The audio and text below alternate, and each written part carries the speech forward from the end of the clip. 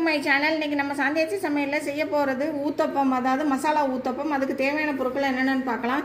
Cauliflower பொடி பொடியாக நறுக்கி வச்சுருக்கேன். முட்டைக்கோசு, கேரட்டு, சின்ன வெங்காயம், பெரிய வெங்காயம், தக்காளி, பச்சை மிளகா, கொத்தமல்லி தழை, மஞ்சத்தூள், உப்பு, தனி மிளகாத்தூள், மல்லித்தூள், கரம் மசாலா, அப்புறம் எண்ணெய், நெய், அப்புறம் இஞ்சி பூண்டு பேஸ்ட்டு, அப்புறம் இட்லி மாவு. வாங்க இப்போ வீடியோக்குள்ளே போகலாம். நல்லா காஞ்சிருச்சு. நம்ம எடுத்து வச்சிருக்க காய்கறி, வெங்காயம், தக்காளி, பச்சை மிளகாய், கருவேப்பிலை எல்லாத்தையும் போட்டு இப்போ தாளிச்சுக்கலாம். இந்த காய்கறி கொஞ்சம் வதங்கிருச்சு. இப்போ இஞ்சி பூண்டு பேஸ்ட்டு, மஞ்சத்தூள், உப்பு, இதையும் மூணையும் போட்டு இதையும் சேர்த்து வதக்கிக்கலாம். தூளும் மல்லித்தூளையும் போட்டு இப்போ இதையும் போட்டு வதக்கிட்டு காமிக்கிறேன். எல்லாருமே நல்லா பச்சை வாசனை போய் நல்லா வெந்துருச்சு. இப்போ தண்ணி ஊற்றி நல்லா வேக வச்சுக்கலாம். கரம் மசாலா போட்டுலாம். காய்கறி நல்லா வெந்துருச்சு. இப்போ ஊத்தப்போ ஊற்றிட்டு காமிக்கிறேன். மசாலா கலவையை வச்சாச்சு. அது மேலே மாவை ஊற்றிக்கோங்க.